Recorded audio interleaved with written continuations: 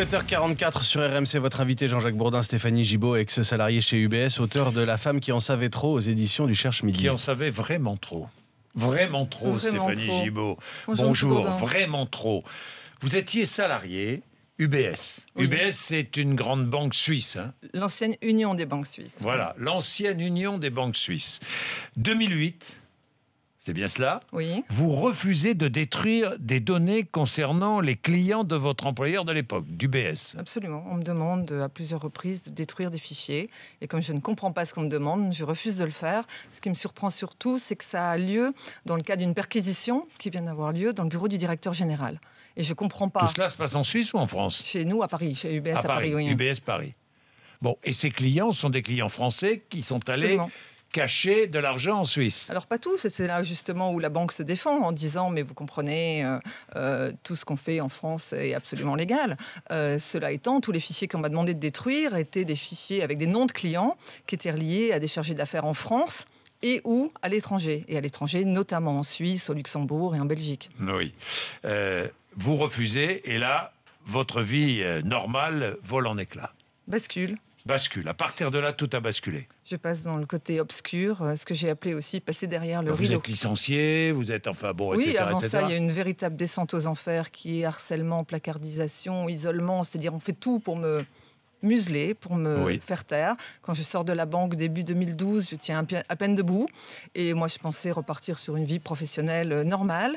Et en fait, l'affaire est devenue publique puisque un journaliste qui s'appelle Antoine Peillon a sorti ce livre, c'est 600 milliards qui manquent à la France. Et je suis médiatisée à partir du moment où Antoine Peillon sort ce livre, puisque je suis l'une de ses sources.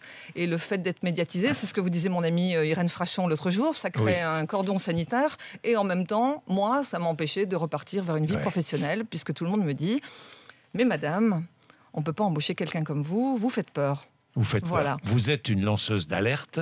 Exactement. Une lanceuse d'alerte. Il y a des lanceurs d'alerte dans différents domaines, comme Irène Frachon, comme tant d'autres. Vous êtes une lanceuse d'alerte. Et le fait d'avoir finalement dénoncé des pratiques... dénoncer, c'est même pas le mot, d'avoir informé les autorités et surtout informé le public, nous, informer que des pratiques délictueuses étaient faites, eh bien, ça vous coûte très cher. Alors, en fait, c'est même pire que ça. C'est-à-dire même pire que ça, oui. On vous met en danger, puisqu'on vous utilise. Il est clair que toutes les informations que les douanes ont récupérées, ce sont des informations dont on est capable de prouver l'origine, puisqu'on vient de la banque. C'est-à-dire que vous avez fait gagner de l'argent à l'État français. Alors là, étape 1, on les a aidés pendant plusieurs années. Étape 2, on nous laisse tomber.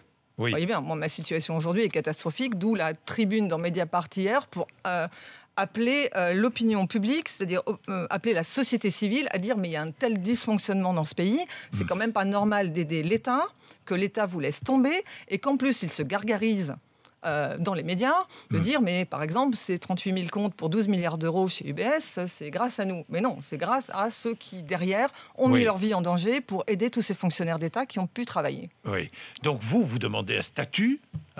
Il y a un projet de loi Sapin qui doit être présenté mercredi prochain, qui évoque ce sujet et qui propose la mise en place de quoi? D'une autorité externe. Est-ce que vous savez exactement ce qui sera habilité à y travailler, qui sera habilité à dire mais ces lanceurs d'alerte, on va les aider. En fait, tout ça, si vous voulez, c'est pour moi, vu de l'extérieur, un premier pas qui est intéressant, important, mais en même temps qui est aussi que des mots, parce que j'ai lu que les lanceurs d'alerte pourront plus être licenciés. Mais en gros, c'est ce qui m'est arrivé chez UBS. On m'a laissé 3 ans en état, si vous voulez, de mort lente, jusqu'au moment où je sors. Parce que si vous êtes dans l'entreprise dont vous dénoncez les fonctionnements les plus importants, il est bien évidemment que l'entreprise fait en sorte de vous museler à l'intérieur. Donc moi, j'ai interpellé M. Sapin par courrier à 2 ou 3 reprises, le président de la République, M. Urvoest. On a absolument... Enfin, je n'ai aucune réponse à mes courriers. J'étais obligée d'appeler le médiateur de la République parce qu'en plus de ça, il y a une espèce de harcèlement en bande organisée de toutes les administrations qui vous tombe dessus, vous ne comprenez pas pourquoi. Et en plus,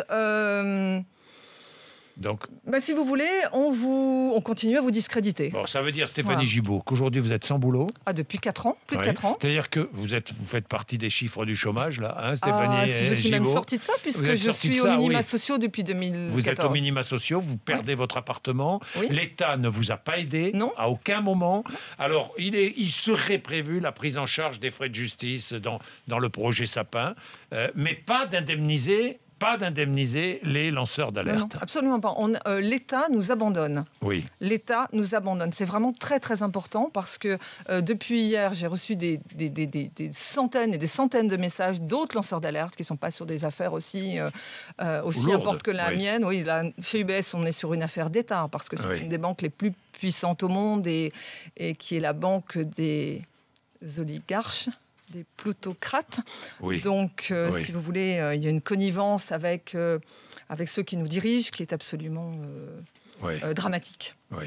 Donc, j'ai été obligée sur mon cas d'appeler la CEDH, la Cour européenne des droits de l'homme, parce qu'il y a un abandon de l'État qui est absolument impressionnant. Et en plus, on essaye de proposer des solutions. Quand j'ai écrit à François Hollande, je lui ai expliqué que peut-être qu'on pouvait faire de ces rapatriements d'argent on pourrait avoir des idées, notamment parce que j'ai rencontré Mme Ziaten au mois de janvier, Mme Ziaten qui est protégée donc, par l'État français, où je lui disais, mais pourquoi est-ce qu'on ne prendrait pas un pourcentage des sommes qui rentrent à Bercy pour aider à la déradicalisation des jeunes en banlieue? On peut trouver des idées. Ouais. Et il faut protéger les lanceurs d'alerte. Oui, mais c'est silence radio pour l'instant. Vous avez un site, où est-ce qu'on peut, si on veut vous soutenir, si on veut... Alors, oui, moi j'ai un site qui s'appelle stéphaniegibaud.com. Oui. Je suis sur Twitter, sur Facebook.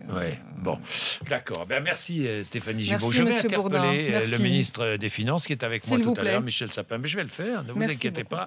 Vous étiez salarié chez UBS. Je rappelle le titre de votre livre, La femme qui en savait vraiment trop, aux éditions du Cherche Midi, 7h51.